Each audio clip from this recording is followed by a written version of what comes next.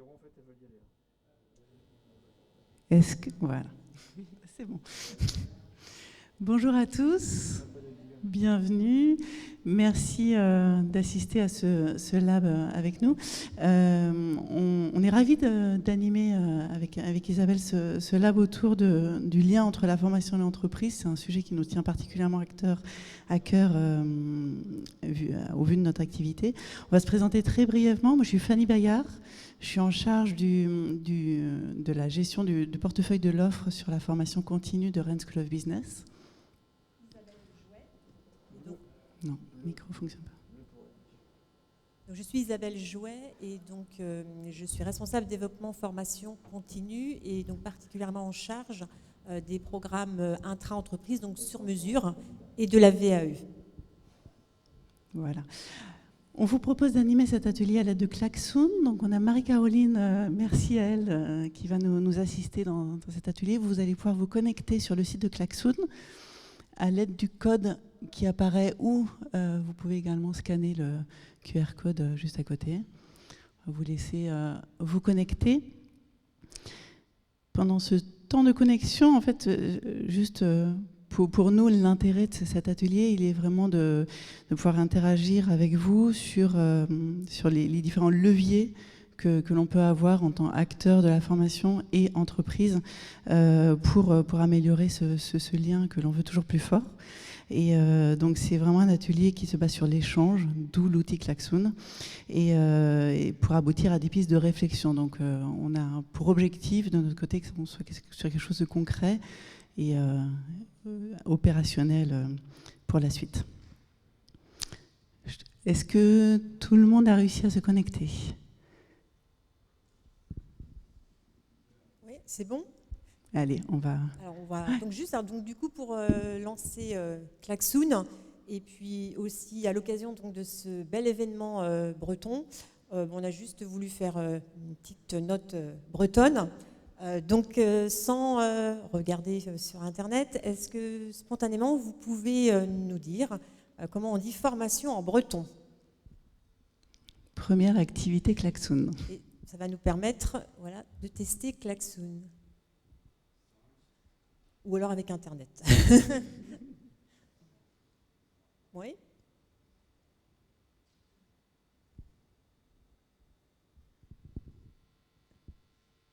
Eh oui, idée. Ok, c'est au moins le message est clair. Moi aussi, je vais regarder sur Internet. Hein. Donc en fait, effectivement, pour info, donc formation en breton, c'est Stoumadour. Juste ce petit clin d'œil breton, c'était vraiment histoire de dire qu'on a toujours des choses à apprendre, à connaître, et donc renforcer ces connaissances pour les transformer en compétences sont des atouts, mais surtout des défis majeurs pour les entreprises et leur capital humain. Donc c'est précisément le sujet en fait sur lequel on va échanger ensemble lors de cet atelier. Donc nous, à Rennes School of Business, donc notre rôle principal, c'est de développer les compétences d'aujourd'hui et de demain en formation continue. Donc on est vraiment en fait, on répond aux besoins des entreprises, mais aussi donc des individus, qu'ils soient salariés ou en reconversion, par le biais donc de formations en management diverses et variées. Nous accompagnons donc les entreprises, donc les dirigeants et leurs managers sur des problématiques vraiment qui leur sont spécifiques. L'idée, effectivement, étant de travailler avec eux, les dirigeants et les managers, main dans la main, et de développer de véritables partenariats. Donc d'avancer ensemble en vue donc de la performance collective.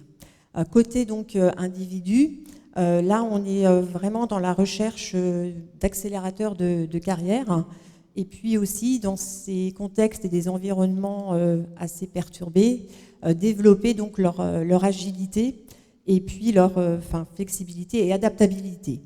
Donc en fonction des différents types de besoins et des types de populations, on propose donc différents types de formations. C'est vrai, quand on a vu le titre de ce lab, on s'est dit comment améliorer le lien entre formation et entreprise. C'est améliorer le lien, mais quand même, on essaye de le faire, nous, tous les jours. Mais bon, sans doute qu'il y a toujours beaucoup de choses à faire. Et du coup, on s'est dit, dans notre quotidien, c'est quoi améliorer ce lien?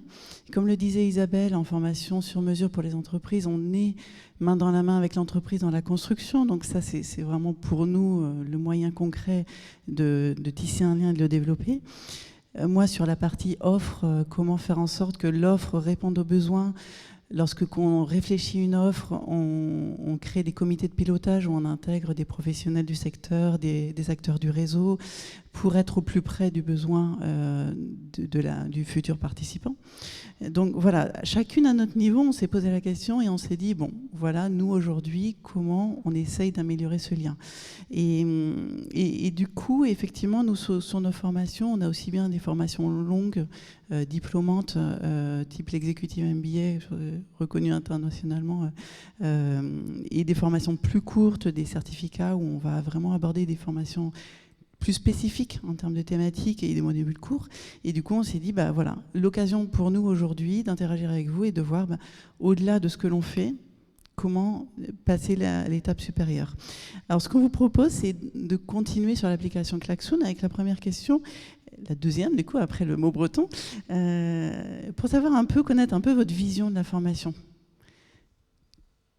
Alors, je vous propose de... Est-ce qu'on peut lancer la question? Merci. Donc là, c'est sur le principe des post-it. Donc vous cliquez sur le petit rond en bas idée. Voilà, vous avez pu vous familiariser avec ça un petit peu aujourd'hui, je pense. Et effectivement, sur la partie inférieure, vous pouvez rajouter votre prénom.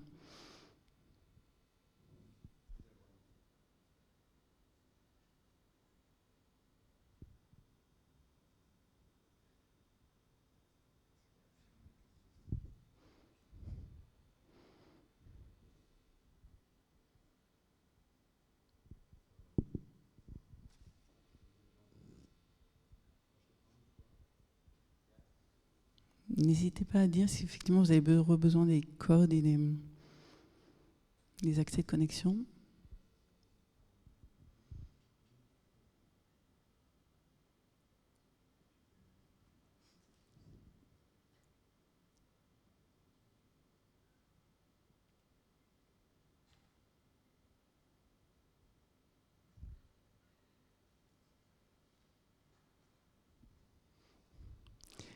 On a des personnes dans la salle qui ont des micros. Je vois la jeune fille. Est-ce que cela serait possible que la personne qui a mis agentivité en post-it puisse nous exprimer ce qu'elle entendait par là? Merci. Agentivité, c'est finalement une formation qui vous permet d'être conscient et de pouvoir agir sur le monde et les choses. Est-ce que vous avez un exemple du coup? Est-ce que c'est quelque chose que vous avez vécu ou... Que je fais. D'accord. Voilà, je fais de la formation dans ce domaine en reliant urbanité, naturalité, ruralité et mobilité. D'accord. Donc comment on peut être agentif ou agentive sur un territoire en reliant ces différentes dimensions, en étant conscient de ces différentes dimensions pour pouvoir agir sur les choses de son territoire. Donc moi je travaille beaucoup sur la beauté par exemple, comment on peut mettre au centre d'un territoire la beauté pour développer, mais aussi avec les autres, puisque c'est transversal, c'est moi qui ai mis transversal aussi, en travaillant ensemble, en agissant ensemble, et également pour le monde évidemment, et pour soi-même. Voilà. Et je ne l'ai pas mis là, mais pour moi, la formation, elle est aussi à la fois personnelle et professionnelle. C'est les deux à la fois. C'est une dimension transformatrice, et l'agentivité prend cette dimension-là. Pour dire la formation n'est pas juste de la performance, c'est une transformation pour agir sur soi-même, le monde et les autres. Merci.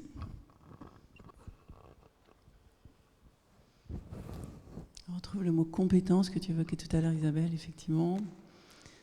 Agilité, flexibilité, innover. Reconversion également, c'est vrai qu'on le vit beaucoup dans nos participants aux formations.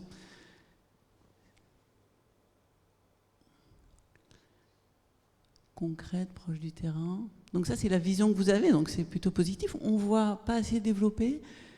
Le post-it pas assez développé, est-ce que la personne qui l'a écrit pourrait développer?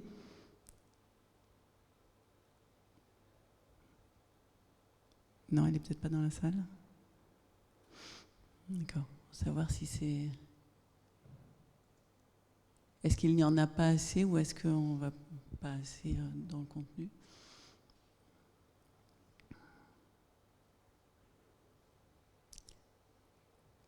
Concrète, proche du terrain, à développer en entreprise, intégration. Ok. Est-ce qu'il y a des personnes qui voulaient interagir dans la salle sur ce sujet de la vision de la formation, comment on voit la formation aujourd'hui?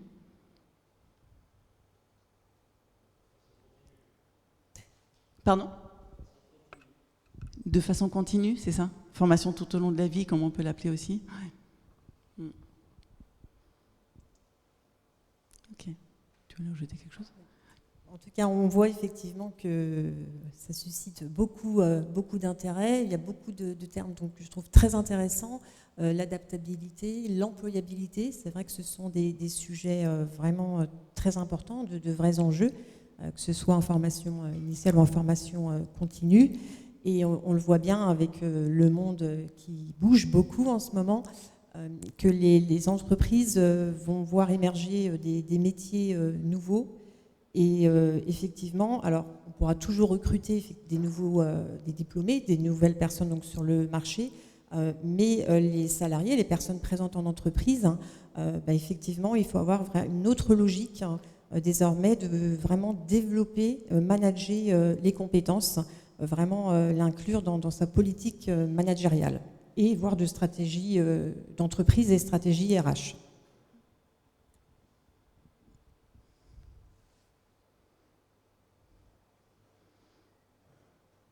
Ok, merci. C'est la deuxième question, j'ai l'impression que vous avez déjà répondu à la deuxième question. Oui, ça va nous perturbe un peu parce qu'on voulait aller question par question, mais bon, on va s'adapter.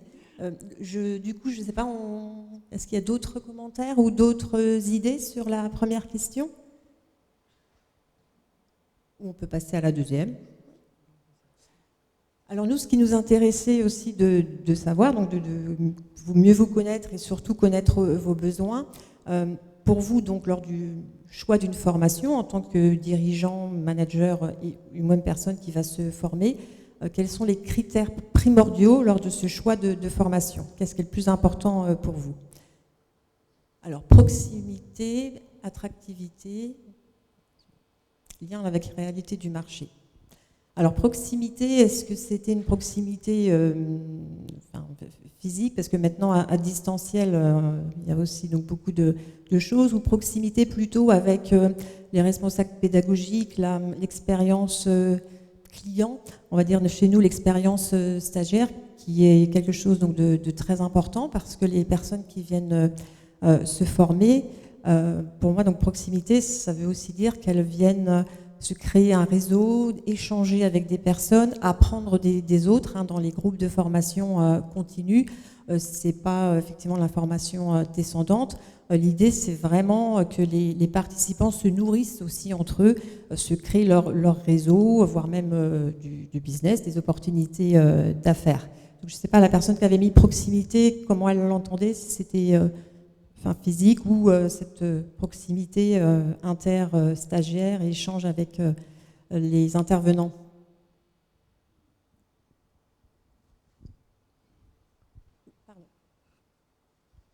Merci. Proximité, effectivement, ça veut dire plein de choses. C'est directement en lien d'ailleurs avec le sujet qui est en dessous quand je parle de concret. C'est ce que vous disiez, c'est que cette proximité doit aussi faire preuve de capacité à comprendre les vraies problématiques qui existent. Mais pour reprendre un des thèmes favoris de la journée, puisqu'on est en train de développer aussi le tissu économique breton, proximité, même si on est à l'ère du numérique et du digital, c'est aussi faire confiance aux compétences locales. Ne pas être obligé d'aller chercher forcément des personnes à l'autre bout du territoire pour arriver à trouver des compétences. Il y en a à Rennes, il y en a à Brest, il y en a à Lorient, à Vannes, un peu partout. Et c'est ça que j'appelle en termes de proximité. La formation, par essence, pour commenter aussi un des thèmes qui était là, est forcément attractive. parce qu'on a la réponse à tout. Après, il faut trouver celle qui convient. Et aussi avoir les compétences qui correspondent. Voilà. Tout à fait. Et ce qui est aussi important, c'est en termes de stratégie RH, c'est effectivement être capable de déterminer un mapping enfin, des compétences existantes dans l'entreprise et aussi effectivement donc des ressources potentielles qu'il y a en externe, nouer des partenariats effectivement avec différentes entités en charge donc, de l'emploi. Il y a vraiment effectivement un gros travail de mise en adéquation donc, des besoins avec les compétences.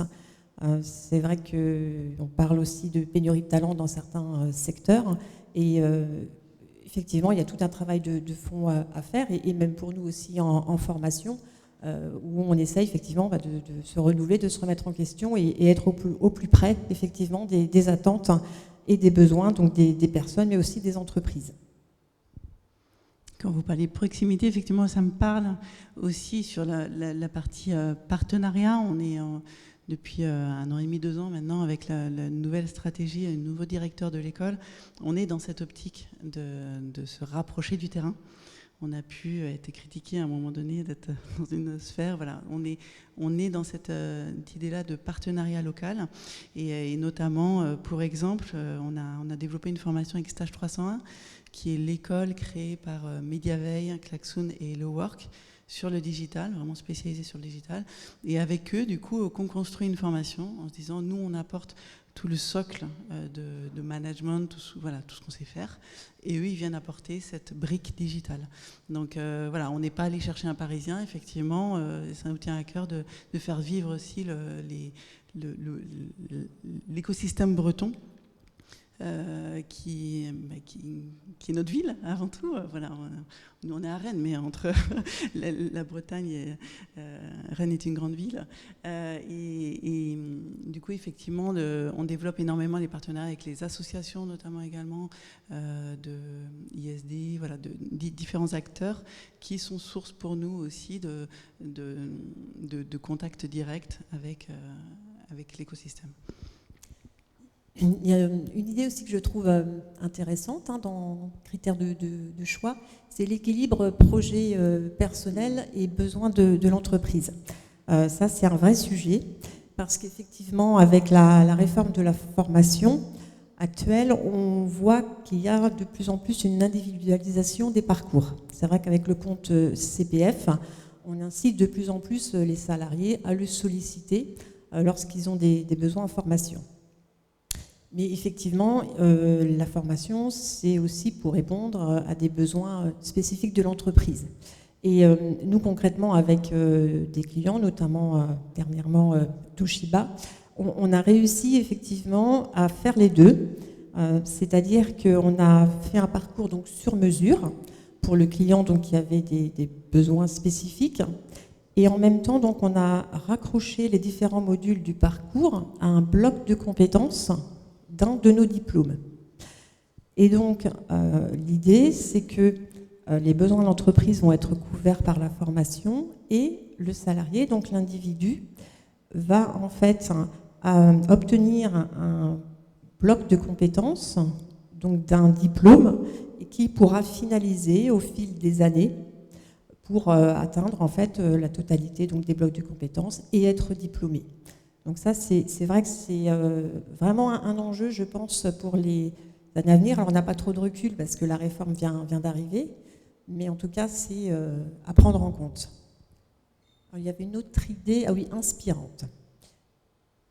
C'est vrai que c'est un critère important et on nous demande, on est de plus en plus effectivement sollicité sur les soft skills et l'innovation. Ça, ce sont vraiment aussi des sujets très importants pour les entreprises.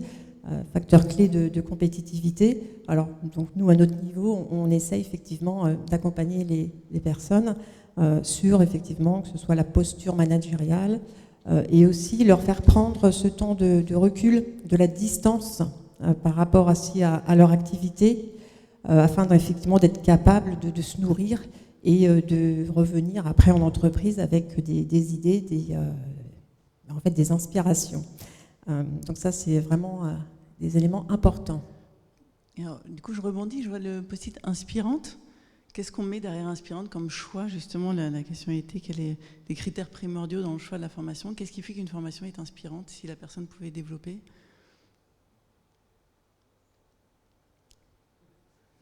Ah, merci. Une formation est inspirante dès l'instant où elle vous parle, c'est-à-dire qu'elle parle déjà à vos sens, à tous vos sens, quels qu'ils soient, et elle vous parle parce que elle va aller chercher ce que j'appelle justement les motivations primaires que vous avez, c'est-à-dire tout au long de votre vie, vous avez des motivations que par moments vous cachez et qui réapparaissent souvent vers 40 ans.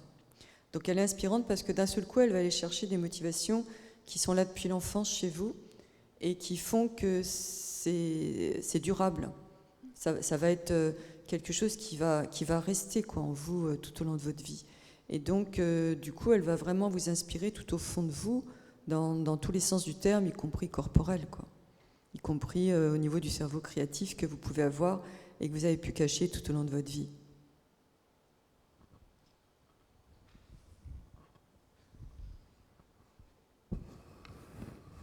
Est-ce qu'il y a des personnes qui veulent interagir sur les post-it qui ont été positionnés? C'est vrai qu'on peut pas forcément réagir sur tous, hein, c'est pas par manque d'intérêt. Ce qui est intéressant, c'est qu'à aucun moment le mot coût ou investissement apparaît. Donc ça, c'est un bon point. C'est vrai que maintenant, avec différents mécanismes de financement, et ça transparaît là avec les réponses, quand on a un vrai projet de formation, que ce soit à titre individuel ou en B2B, effectivement, c'est pas vraiment la première question qui vient à l'esprit. Toutefois, effectivement, pour les individus ou les personnes en reconversion, ça peut être une problématique.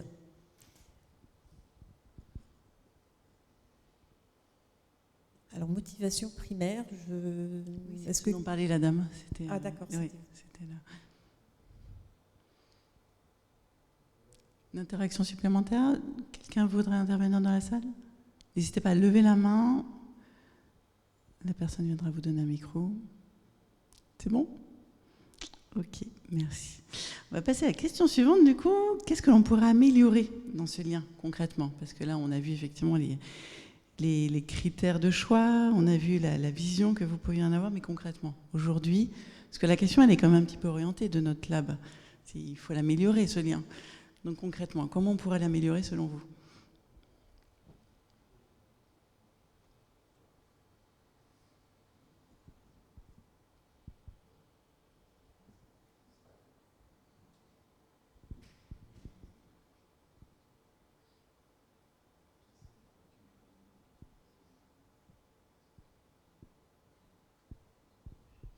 Et du coup, peut-être, une question qui va avec, qu'est-ce qui manque?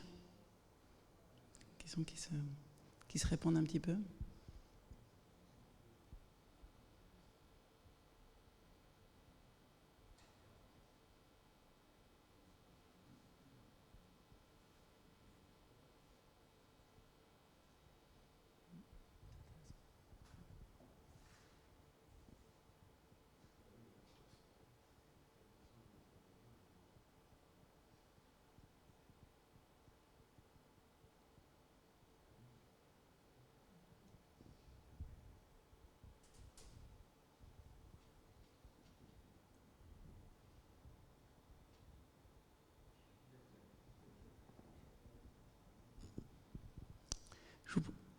Est-ce que la personne qui a mis formateur passage en entreprise pourrait peut-être développer un petit peu ce qui est entendu dans ce post-it? Est-ce qu'on parle de formateur qui soit dans l'entreprise, qui soit salarié de l'entreprise et du coup qui soit intégré dans le parcours de formation, ou est-ce qu'on parle d'intervenants qui ont une activité professionnelle en parallèle ou qui ont eu une activité? Oui, merci monsieur.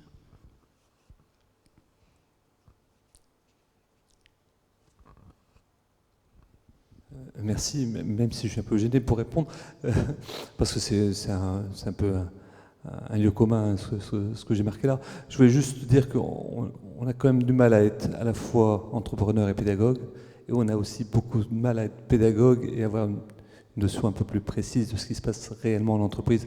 Et je pense que c'est une progression que vous avez de trouver des formateurs qui soient un peu plus proches de la réalité de leurs apprenants.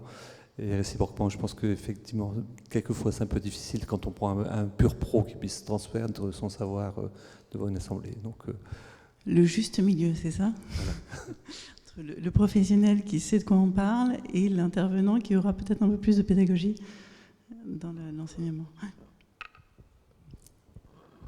Il y a 2 points très intéressants à droite. Donc, prendre en compte le génie et talent des personnes au sein de l'entreprise, au-delà des compétences exigées au sein de l'entreprise, et être à l'écoute donc des potentiels créatifs.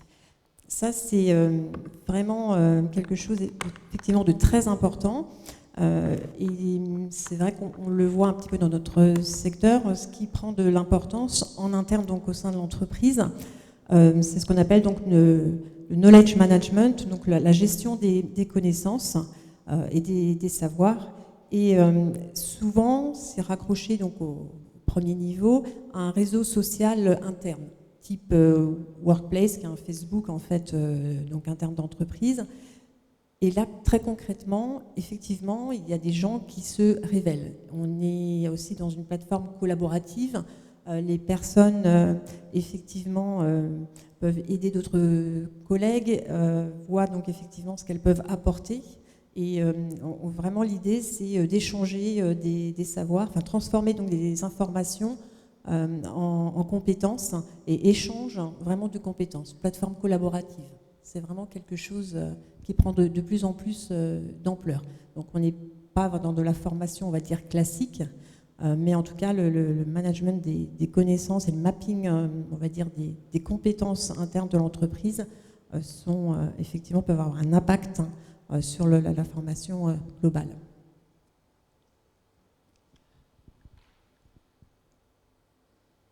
Je vois aussi le possible d'adapter les formations aux personnes formées pour le besoin de l'entreprise. Est-ce qu'on pourrait peut-être rebondir sur ce possible, la personne qui l'a écrit, voir ce qu'elle entend derrière? Est-ce qu'on parle de formation intra ou c'est un groupe de l'entreprise ou de la formation individuelle? Bonjour. En Bonjour. fait, je faisais référence à ce qui a pu se passer il n'y a pas si longtemps que ça, où on veut faire de la formation de masse. Et en fait, au final, je pense que ça n'est pas très optimum parce que chaque personne est différente. Il faut s'adapter vraiment aux besoins donc, de l'entreprise. Enfin, pour le besoin de l'entreprise, mais s'adapter à chaque typologie de personne.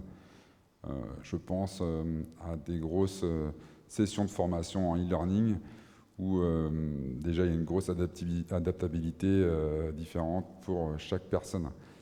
Et donc vraiment cibler et faire la bonne formation pour la bonne personne, quoi. C'était l'idée. Et alors justement sur ce sujet-là, parce que c'est notre cœur de réflexion au quotidien, de se dire personnaliser la formation c'est bien, mais comment? On a des pistes nous de notre côté, mais quelles seraient vos idées là-dessus? Après, c'est peut-être plus individualiser la formation, c'est-à-dire que chaque personne a un besoin différent. Et donc, il faut connaître ces agents ou ces personnes qui produisent pour savoir ce dont elles ont besoin en formation, en fait. Donc, ne pas partir du principe que tous les managers de tel niveau ont besoin de telle formation, c'est ça que vous dites? Tout à fait, ouais. On a tous un niveau différent, on a tous des compétences dans différentes matières, si on veut, de son métier. Mais on peut pas généraliser sur une grosse entreprise la même formation pour tout le monde, en fait. C'est ce que j'ai constaté, quoi. Alors, pour répondre à cette question, alors il y a aussi le principe de la modularisation et de la flexibilité et souplesse dont on essaye de faire preuve avec nos clients. Donc, effectivement, donc une entreprise nous contacte pour former donc en intra, donc entreprise sur mesure, un programme pour ses managers. Mais effectivement, quand on a des sessions, enfin un nombre de managers importants à former, il y a des différences notoires de niveau, d'expérience des personnes. Et effectivement, l'idée, nous, en tout cas, dans notre approche de sur-mesure avec les entreprises, eh bien, c'est d'être capable de faire du sur-mesure, on va dire, global pour l'ensemble donc de la population, Et après, effectivement, d'envisager, on innove, on teste tout, du coaching individuel, du coaching collectif. En fait, il y a vraiment beaucoup de possibilités. Ou alors sur les problématiques générales, là, on peut faire du distanciel. Et puis après, donc en petits groupes, là, effectivement, on travaille plus en présentiel avec une proximité, effectivement, auprès de la personne. Donc, tout est possible et tout est ouvert. Mais c'est effectivement important que nos stagiaires, nos participants repartent avec une satisfaction aussi personnelle et individuelle. C'est-à-dire qu'effectivement, ils viennent se former. Donc, parfois, c'est un projet d'entreprise. Et je voyais aussi le post-it implication des décideurs. Ça, c'est un sujet aussi important. Mais bon, parfois, voilà, c'était un projet d'entreprise qui a été présenté au manager. On leur dit d'aller se former. Bon, voilà, ils viennent, ils sont contents. Mais il faut effectivement... donc nous, de notre côté, on veut satisfaire le client, donc nous, le donneur d'ordre, mais aussi on veut satisfaire les participants et les stagiaires, qu'ils y trouvent aussi leur compte en termes de développement personnel, développement de compétences. Et pour revenir donc sur l'implication des décideurs, ça c'est effectivement très très important, on le voit dans les programmes intra sur mesure. Des fois, ça tient un peu de choses, mais la manière d'aborder donc la formation, la communication en fait, que la direction va envoyer envers ses salariés pour voilà, les motiver et les stimuler pour participer à la formation, c'est un critère qui est hyper important.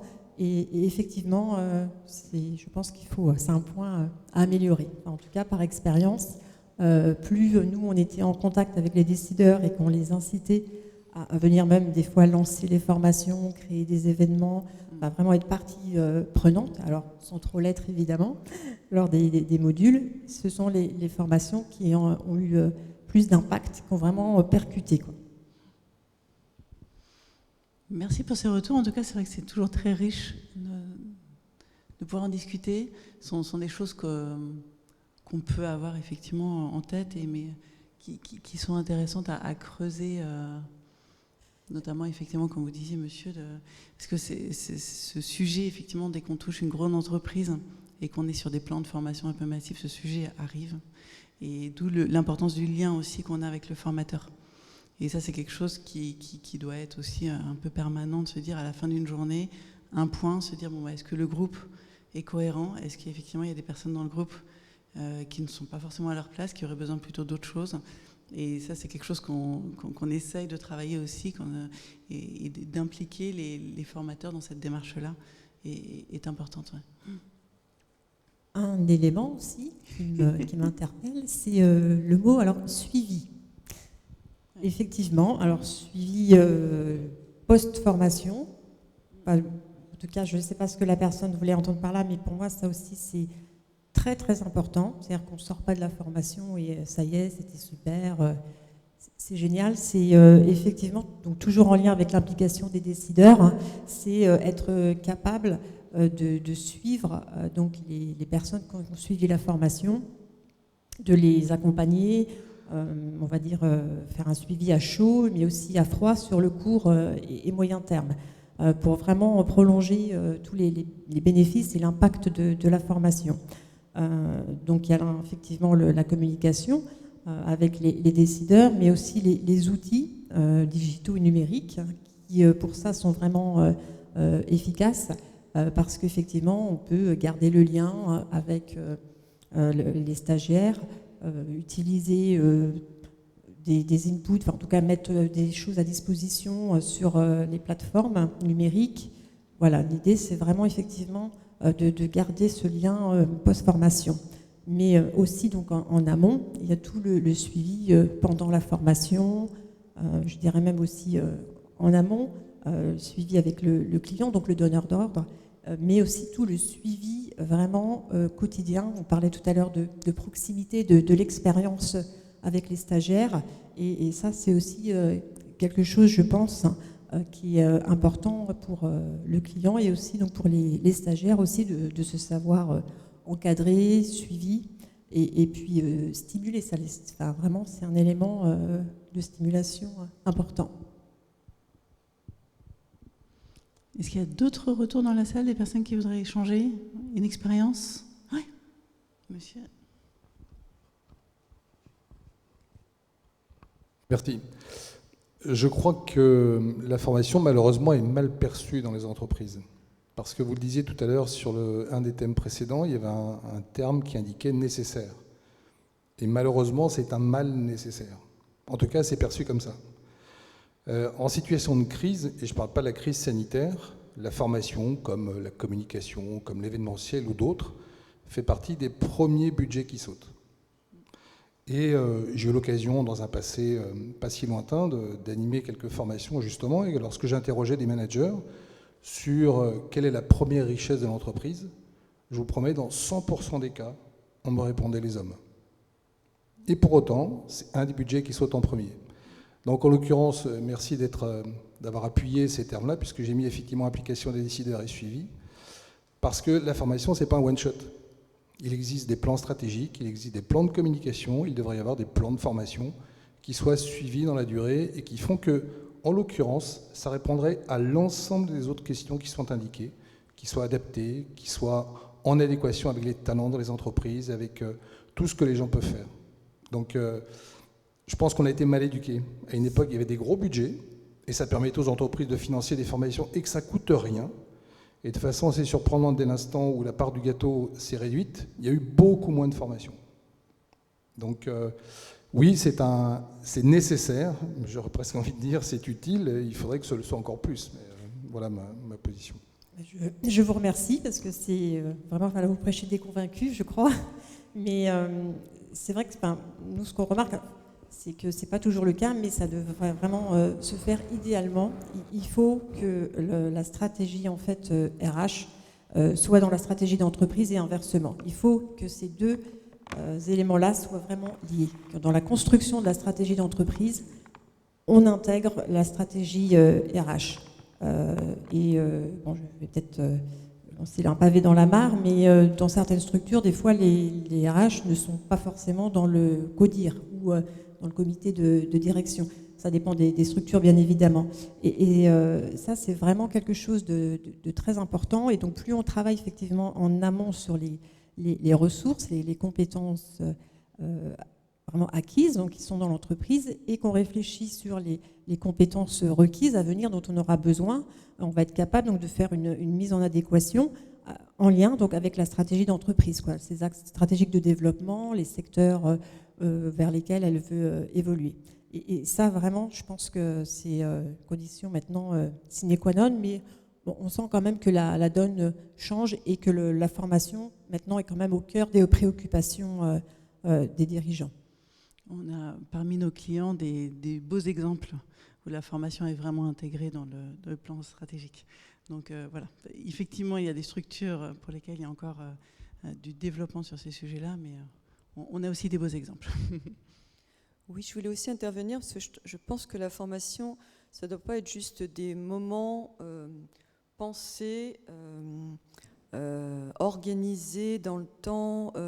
Je pense que ça doit être tout le temps. C'est-à-dire qu'au sens de l'ONU, au sens de l'UNESCO, au sens du Comité mondial pour les apprentissages tout au long de la vie, là pour le moment on a parlé de la formation tout au long de la vie parce qu'on n'a pas osé mettre apprentissage, parce que tout le monde pense quand on dit apprentissage que c'est apprenti. Mais c'est pas ça, c'est qu'on est tous en train d'apprendre tout au long de notre vie. Et donc il faudrait pouvoir faire dans l'entreprise passer de la formation aux apprentissages justement pour faire que ça soit à chaque moment, c'est-à-dire que y compris quand un ancien transfère ses compétences au nouveau, c'est de la formation. Donc quand une personne a acquis des compétences dans un domaine, qu'elle puisse le transférer au sein de son entreprise aux autres un matin au petit déjeuner par exemple de manière spontanée, c'est de la formation.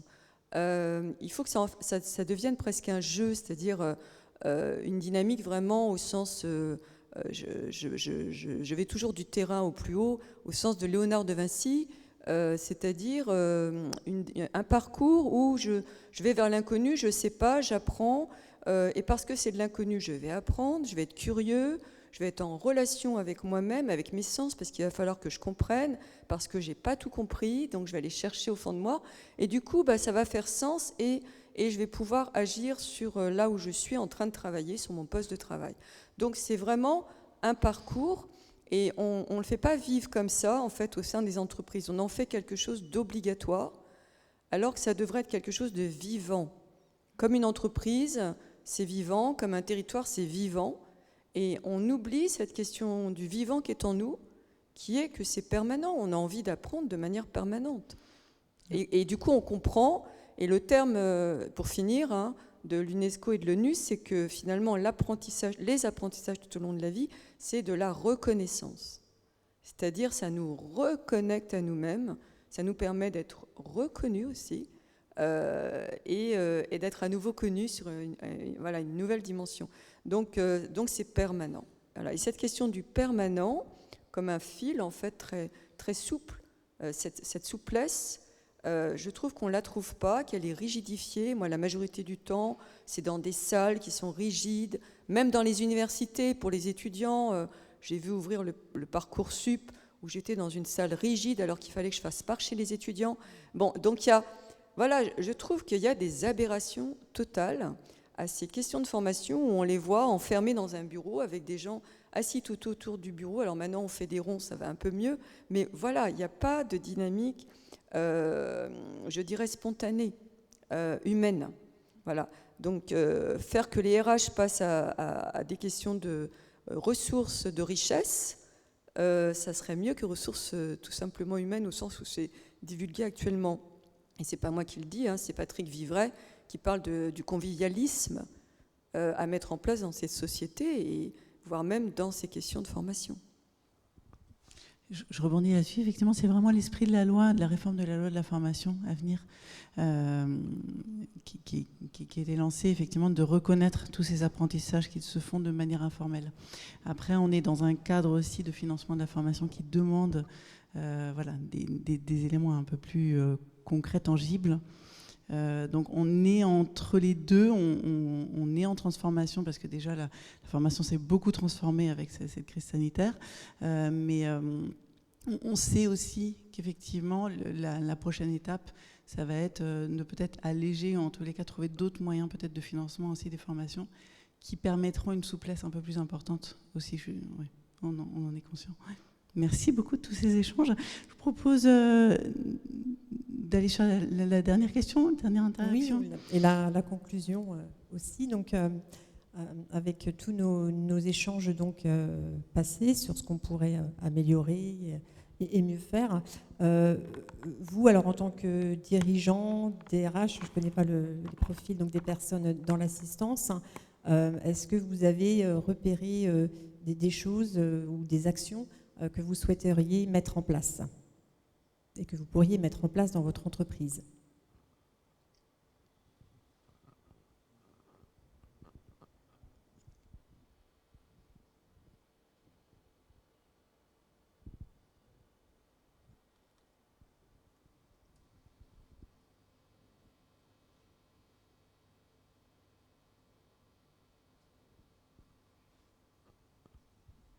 Ça peut être une université d'entreprise ou une formation interne, les deux, des formats hybrides.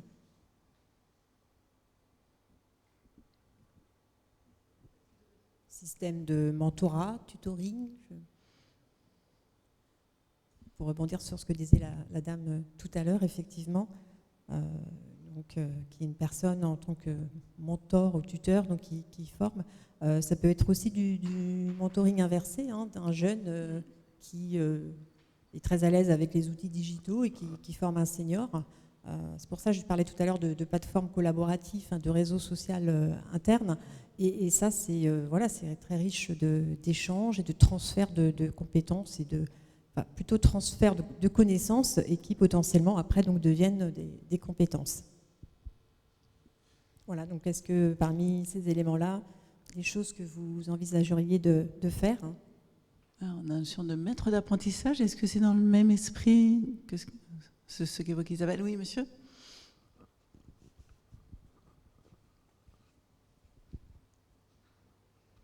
C'est plus un témoignage en fait, puisque je suis dans un métier où les filières sont courtes.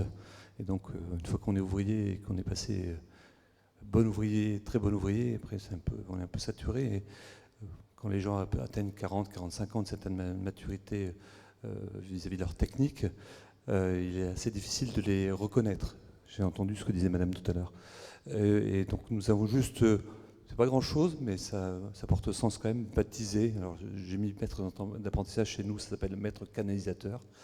Donc on a baptisé des gens qui sont reconnus comme étant compétents et capables de transmettre à des apprentis ou à leurs collègues.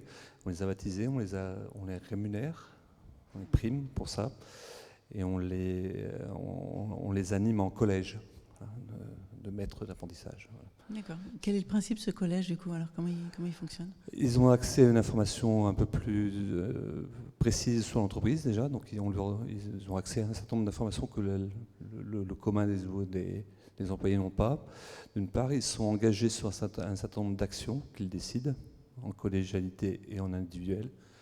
Ça peut être vis-à-vis de la sécurité au travail, ça peut être vis-à-vis de l'environnement ou d'autres choses, transition de savoir ou accompagnement d'apprentis. Quoi d'autre? C'était quoi votre question en fait? Non, c'est en quoi consistait ce collège, voilà, justement. Donc ils sont revus tous les ans dans un entretien annuel un peu particulier de maîtres canalisateurs chez nous. Voilà. Qui permet du coup un engagement, j'imagine, aussi de la personne. Qui permet un engagement, oui, parce qu'il y a une rémunération qui est liée à un engagement et à la tenue d'un certain nombre d'objectifs. Voilà, tout à fait. Il y a une véritable reconnaissance du coup, de la personne donc, qui va encadrer. C'était pour rebondir ce que disait Madame. Oui, très bel exemple. Ouais. Mais ce que vous disiez aussi tout de suite, c'est vrai qu'on note encore malheureusement, pourtant avec la réforme qui fait quand même bouger les lignes, que toujours trop peu de personnes se forment. Je crois je n'ai pas le chiffre exact en tête, mais c'est un tiers des Français en fait qui se forment. Et dans les populations, effectivement, les moins diplômées, eh bien, le chiffre descend encore plus. Donc, effectivement, sur ces populations-là, peut-être que la formation type classique ne convient pas, mais leur proposer effectivement d'autres formes ou les intégrer ou les reconnaître et les faire devenir effectivement formateurs. Enfin, il y a plein de choses. Ça peut les inciter justement à aller se former et puis vraiment reconnaître leur talent. Oui, ils participent par exemple à des jurys aussi. Des jurys professionnels, des choses comme ça. Voilà. Merci.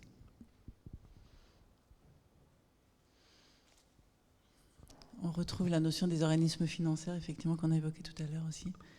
Et cette relation qui doit être fluide pour permettre aussi plus d'accès à la formation.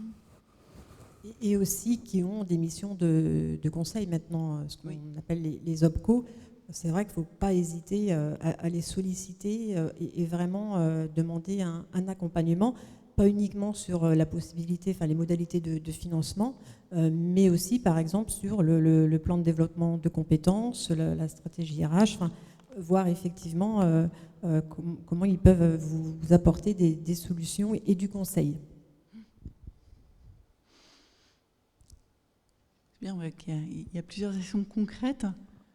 Est-ce qu'il y a une personne qui voudrait développer un petit peu le post-it? Madame? C'est pas le post-it, c'est que j'ai plus de piles, comme on dit. Ça fait partie aussi des questions de la formation. C'est être en adéquation avec les moyens techniques. Non, je pensais à... Puisqu'on parle des entreprises, on parle de la formation. Moi, je dirais entreprise, formation, territoire, puisqu'on est dans une journée qui est un peu dans cet axe-là. Pourquoi ne pas mettre en place ce qu'on appelle des territoires capacitants, c'est-à-dire justement qui mettent en ligne autant les besoins de formation des entreprises, ceux des territoires, pour développer des territoires plus forts, comme par exemple le territoire breton, qui pourrait être un territoire capacitant, c'est-à-dire permettant justement dans cette reliance des deux, de pouvoir identifier les manques, les besoins et d'agir ensemble. Parce que je pense que souvent, il y a des éléments qui sont de l'ordre de l'entreprise, qui concernent également la question du territoire et qui ne se rencontrent pas. Donc les deux font des formations chacun dans leur coin. Et si on reliait ces deux dimensions, qui ferait que les capacitants, ça veut dire aussi que les gens se sentent en capacité au sens de l'UNESCO, c'est-à-dire de pouvoir agir aussi sur le terrain et sur le monde. Donc il y a des gens au sein des entreprises qui en sont capables, il y a des gens au sein des territoires qui en sont capables, et dans le territoire, il y a l'entreprise. Donc en fait, travailler sur des territoires capacitants, ça serait une façon de relier ce monde pour en faire une dimension attractive, non seulement pour soi-même, pour les autres et pour son territoire. Donc voilà. Merci. On arrive au... Oui, monsieur. Si on peut avoir le micro, oui. Merci. C'est qu'on a de plus en plus aussi sa capacité à apprendre tout seul. Parce qu'on est dans un monde numérique où on a beaucoup de choses qui sont disponibles. Je trouve ça extraordinaire d'avoir des programmes d'université américaines partout dans le monde où on peut regarder ça, alors qu'il y a 30 ans, on ne pouvait pas avoir ça de disponible, donc toute cette connaissance qui est là. Et on a besoin aussi d'apprendre, de savoir apprendre tout seul. Et c'est aussi une compétence à avoir, où on a besoin de le faire pour être aussi employable demain, parce que si on compte que sur l'entreprise, ça ne marchera pas, quoi. C'est de prendre son destin en main et de savoir apprendre tout seul. Et c'est quelque chose que moi, en tant que manager, j'ai essayé de le faire aussi aux personnes, d'apprendre tout seul, parce que ça va vite, la technologie avance vite, on ne peut pas faire toujours. Sur le principe de MOOC, c'est ça?